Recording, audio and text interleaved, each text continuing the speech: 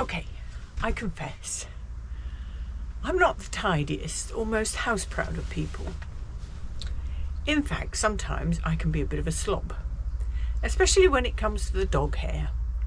It's just a never-ending battle. You can't get rid of it. I've got two dogs, one with short spiky hair and one with long hair. Anyhow, today I am having the Caravan serviced, so I must tidy up, and tidy up properly. As I understand it, they do all the bog standard checks like gas, water leaks, carbon monoxide. I don't really have any issues that I'm aware of. I wouldn't mind if he checked the leisure battery, because I operate the motor mover quite a bit and that can be a drain on the battery. And bear in mind, I bought this 2023 and this is its second service. So yes, I'm just prepping. Let me show you some of the things I'm doing. So, I've got to clear out under the bed, but it's got to be done. It's when the dogs get mucky, everything else gets mucky. Right, you're kind of in the way there. And I've got to be careful with dog hair and stuff, because in here I've got the water outlet, I've got Alex, I've got the controller, where all the gubbins are. I can't show you properly because of the dog, but hair goes under here. These are the heaters, and hair can go in there and get trapped. But I've just been too busy scrolling houses obsessively online every day, all day. That's why it's nice making videos, because it distracts me from being too obsessive about looking at houses. You can see where all the dust accumulates, where it's hidden out of sight.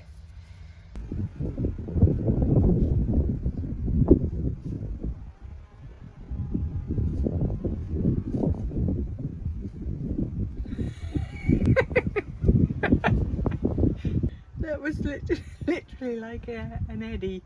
I thought if I open the door is open, window is open, and there's a gust of air, I thought it might take a certain amount of the hair out and dogs are watching it. But instead it just like sort of created a vortex, and the hair was just twirling around here. Random but funny. You've got to laugh at life's funny things. I've also got my trusty Shark hand vac, which is terrific, but a certain nut job down there goes doolally when I use it. I'll try and demonstrate.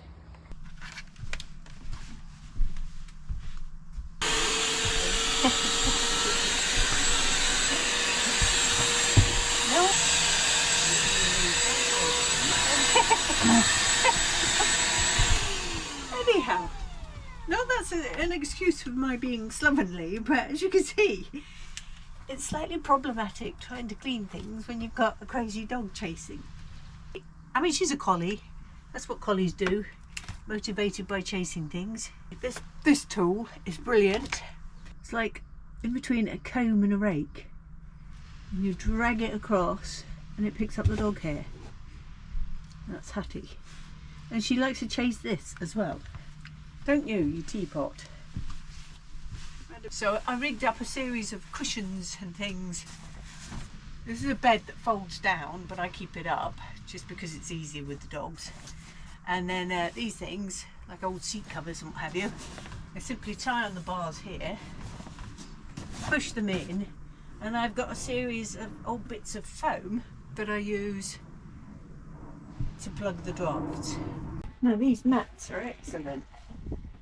I bought them because in the base camp 2 you have these D-ring clamps, so very active people, that includes me sometimes, use it to tether bikes or anything like that. So there's one there and one there.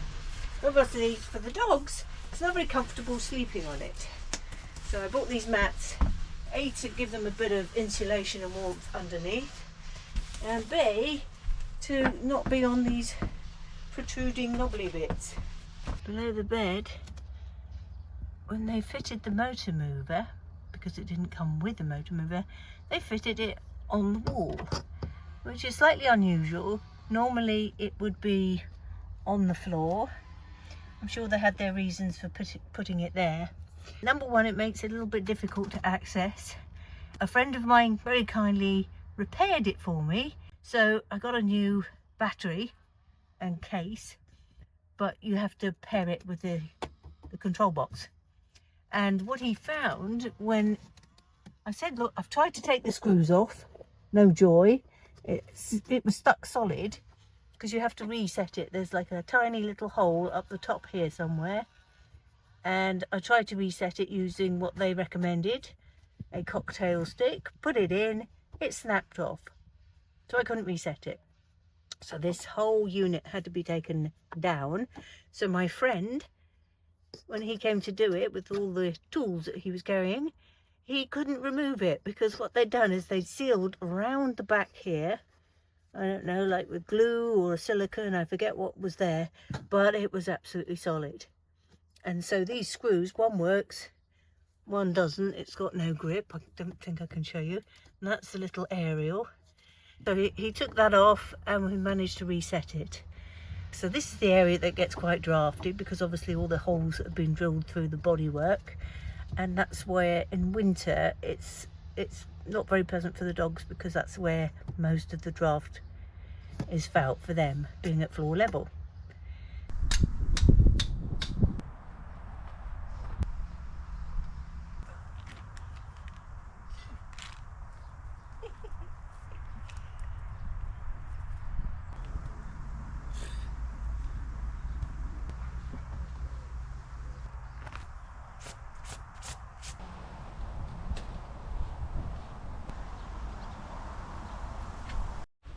What, on top of the leisure battery? No, just like outside this box here. Right. Because then it's off the floor, yeah, but it's not on your outside wall. Ah. So, yes, owner's handbook. It is. Got the sticker on the front that says it's been done. Once we're done here today, I will email you a copy of your paperwork, so you've got. Thank you. So you've got it. Yeah. This is where you do your cabaret act. Oh no, I can't sing and I can't dance. I'll leave that to my kids. And the brake shoes have come off and nothing broken inside. Oh, that's very thorough then, because I didn't realise you did that much with the service. Oh yes, the whole van. Yeah. Gets a good go over from top to bottom. Well, it's Thursday and my time at Richmond is over. I feel a bit sad. I'd love to stay and get to know it a little bit more intimately, but I've got a booking. I'm staying at a little place called Engelthwaite in Cumbria. It's near Carlisle. And I've got to go through the whole shebang of packing up again. However, the day before I was due to leave, I arranged to meet with a very dear friend. We met up in Allansford Country Park in County Durham. And this is a very dear friend I've known for many, many years. And it was great to catch up with her. We took the dogs out. We spent, about 5 hours just hanging out on a picnic bench. We saw the craziest thing. Well, my friend spotted it. It was a mole doing the circles, pursuing worms, whatever they do. And she spotted it near the picnic bench, and here's some footage of it.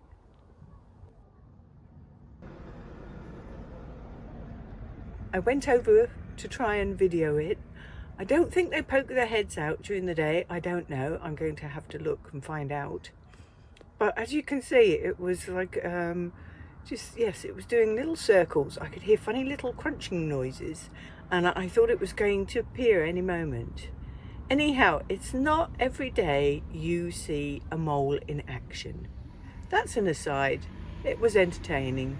Probably you don't get to see that very often. You could do this for Randy Down. How about that? You know what any of the graffiti means? Not to. Oh, there's a word I recognise. They won't repeat it on video. Well, I think this is definitely a doer-upper, don't you? At least you've got. Oh, I know what that word means. Yeah, oh, look. The needs of the many outweigh the needs of the. I'm assuming that Few? would be few. Yeah. Yeah, the government should pay attention to that. Once upon a time. We have known each other far a long time. Lots of history. Yes. So it's great to see this woman. She's amazing. Gets my vote every time. Oh, thank you. Yes. Oh dear. So I'm travelling again today. Looks like we had some kind of wild party in here last night, but we didn't. So I've got to get my skates on because it takes 2 to 3 hours to do the whole packing up thing. So next stop, as I say, Englethwaite in Cumbria, and I'll be checking out what's available house-wise in that area before my onward travel, which I haven't planned yet. And as we come closer to the school holidays, I'm aware that booking caravan sites might get a bit tougher. So that's a priority, find somewhere to stay after I arrive in Englethwaite. See you on the other side. Down on the banks of the Old Man River, heavy air calling rain.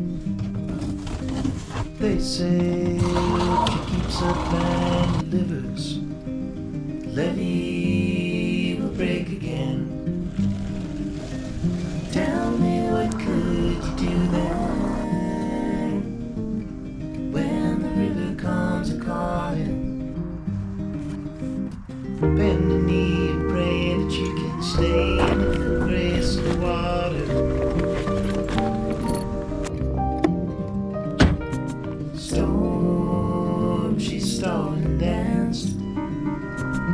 Days of rain and wind, mist hanging in the valley. Victim of her circumstance. Try your hand at sand, but know the banks ain't